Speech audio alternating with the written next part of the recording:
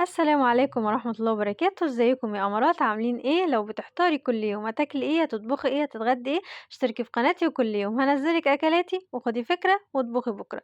وزي ما انتوا شايفين كده جبت أكبر بتنجانية وشويتها على البوتاجاز وقشرتها، وزي ما انتوا شايفين نزلت حبة سوائل حلوين كده مش هنرميهم طبعا. وهنجيب معلقة من الطحينة وعصرة نص ليمونة ورشة من الخل، وهنجيب فص توم صغير مطحون كده ونحطه عشان احنا مش عايزين توم كتير طبعا. وزي ما انتم شايفين كده هنرش رشة ملح رشة فلفل اسود ونهرسهم بالشوكة بتاعتنا هرسة كده محترمة لحد ما تديكي قوام طري خالص زي ما انت شايفة كده، وزينيها بحبة فلفل.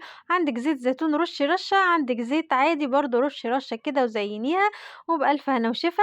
ودي كانت المقبلات بتاعتنا او الحاجة اللي احنا هنحدق بيها الأكلة الأساسية بتاعتنا.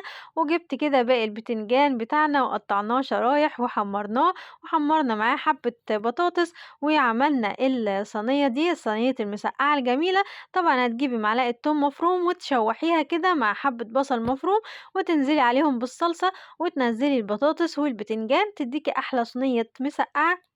الأكلة دي ما كلفتناش 10 جنيه، 2 كيلو بتنجان كانوا ب5، وكيلو بطاطس كده هناخد نصه نعمل بيه الصينية دي. وزي ما انت شايفة كده عملنا أكلة بأقل المقادير وأقل التكاليف. يلا كده لو عجبتك أكلة النهاردة ما تنسينيش باشتراك ولايك وخدي فكرة واطبخي بكرة. وبألف هنا وشفا ليكم ولينا، ومع ألف سلامة.